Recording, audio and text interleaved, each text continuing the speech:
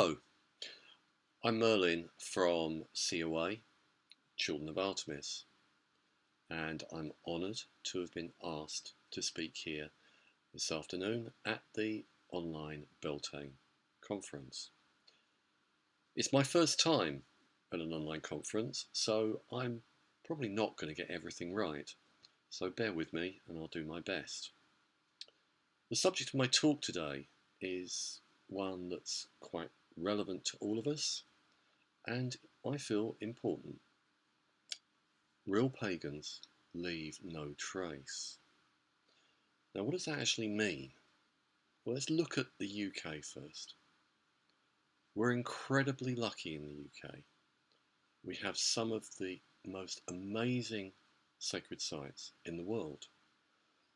And not only the big ones, like Stonehenge and Avebury, Callanash. There are small dolmens, burial mounds, stone circles, and other monuments dotted around the country. No matter where you live, you're never actually that far from a sacred site. Pagans have a special relationship with them, and they see them as a link to the pre-Christian past, especially the religious aspect of the pre-Christian past. And to a large extent, that's true. Exactly what that religious aspect was is, of course, a mystery. But it is indisputable that they did have at least some religious significance. So pagans are frequent visitors at many of these sites, whether it's just to visit or to use them for ritual themselves. As there are so many of these sites, and a lot of them are actually relatively unknown, it's often easier than you might imagine to find a sacred site to use for ritual. Obviously, it depends where in the country you live. If you live in the southwest, you're extremely lucky, or parts of Scotland, and again, parts of Wales. Other parts of the country, you may find your choice is a little more limited. So, if pagans have this special relationship, we should be respectful, and we should always try and do the best we can. The history of sacred sites in this country was not always so good. These days, they're regarded as a heritage of our country, even by people with no pagan leaning at all. So they're generally protected and looked after, to a greater or lesser extent. The smaller ones, less so, but the larger ones, definitely. And the days of the destruction, deliberate or inadvertent clearing the stones away for farming land, or deliberately burying the stones to erase the pagan past, these are gone. But we have a duty to preserve these special places for future generations, and we shouldn't ever put them in jeopardy due to our own actions. Unfortunately, I have seen over the past couple of decades examples of inadvertent damage at sacred sites. First one I'm going to come to is fire. Now, anyone that's been to a pagan gathering or a pagan camp or any pagan event will know the importance of fire. It's atmospheric, it's the focal point, and it seems incredibly pagan, although obviously it's used for other things. Fire is often used in ritual, whether it's a large fire or smaller, contained. And our standing stones and stone circles, and in fact any stone monument, is vulnerable to fire. Fire has a bad history. Fire was used to help destroy standing stones, break them down for building material, or obliterate them from the landscape.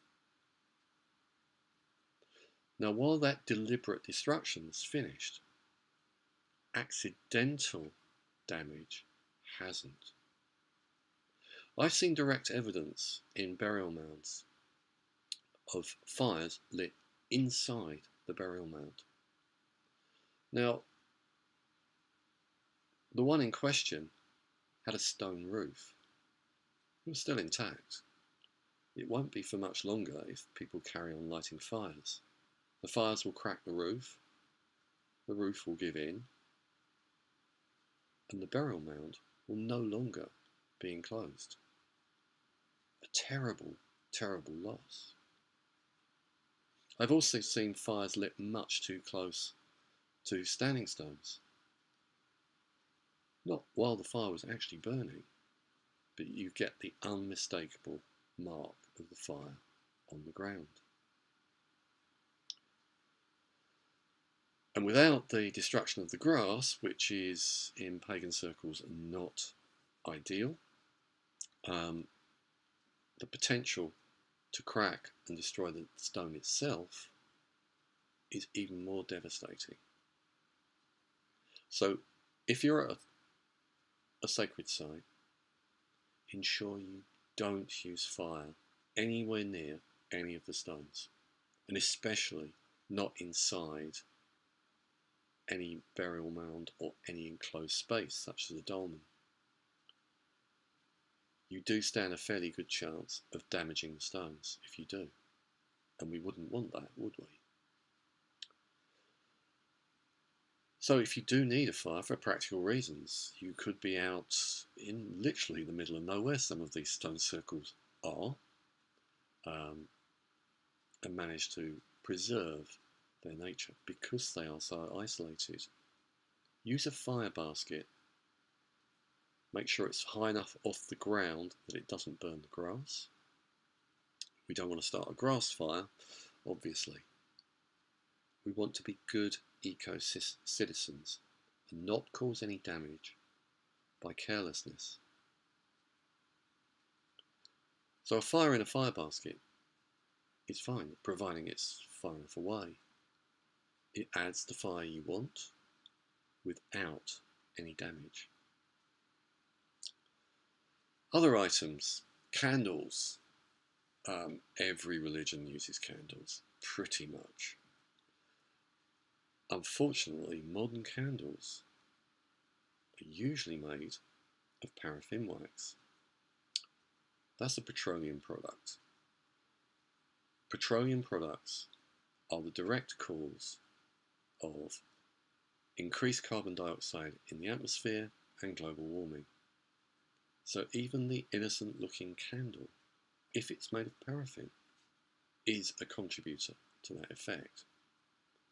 Possibly not as great as a car or an aeroplane, but it's still not carbon neutral. Beeswax or vegetable wax candles are carbon neutral. They're obtained from crops or the honey from the wax that contains the honey in the beehive. They're natural products and they do not contribute to global warming. In addition, if accidentally spilled on a stone, or even worse, deliberately put on a stone, they are easier to clean off. They're softer, and generally you can get rid of them as simply as a bit of warm soapy water. Not so easy with paraffin wax. Biodegrading wax is slow. Even with natural waxes it can take 3 years. Paraffin wax, you can be talking decades. So fairly obviously avoid paraffin wax candles and never ever put a candle onto a stone. It's best to use candles in containers. It reduces the chance of spillage and wax dripping onto the ground or whatever surface you put them on. It also reduces the chance of accidentally spilling the wax. But just to make sure, even when you're using natural candles and you've got them in a container, do not put them on the stone. You do not want to be the one that accidentally spills brightly coloured wax all over an ancient stone, do you? So, other ritual items. Salt. Used in a lot of rituals, particularly pagan ones. A pinch of salt is fine. It's not going to cause any massive damage to the environment. It's perfectly okay for your ritual. It does what it's intended to do. You can purify water with it and feel that you've done that part of the ritual. Do not use an entire pack, whether to create a dramatic circle of pure white salt or throwing it around for whatever purpose. Salt will poison the ground and kill the grass. And you don't want your circle forever emblazoned on the ground in front of a sacred site, do you? It's not a very good advert. Litter. You do see litter at sacred sites. I often try and pick it up. It's not my litter. I don't have to pick it up, but I feel it's my duty to make sure the site is preserved and looked after. Among that litter, you can see some items which are obviously pagan or ritual intended. Empty nightlight canisters are the obvious ones. They've been left by someone as an offering, lighting a candle and leaving it. Unfortunately, that candle was paraffin wax, and the canister will remain for many years to come if it's not picked up and disposed of by someone more responsible. So not very good in terms of your pagan credentials with the goddess to do such a thing. Usually it's lack of thought, it's not malice, it's just not thinking things through. So always try to leave any site, even if you go to somewhere that's not a sacred site. Many of us go to pagan camps in the summer, such as our Artemis gathering. Practice the same eco approach there. Leave it exactly as you found it, with no trace you've ever been there. No burn marks in the grass, no litter left scattered. Everything as it was when you arrived, if not better, with litter left by previous visitors also disposed of. Now, if we can really get this pagan eco attitude as the norm in our community, we can be rightly proud of our eco credentials. And we should be aiming for that. One more thing, not directly related to sacred sites, but they are seen at several. Wish trees. You see them and you tie a ribbon in its branches and you make a wish. Many people use them, not necessarily pagan, but they're often at pagan sites, or sacred sites at least. Cauldron in Kent is an example that has a wish tree, or certainly did. If you do that, use a ribbon that's natural.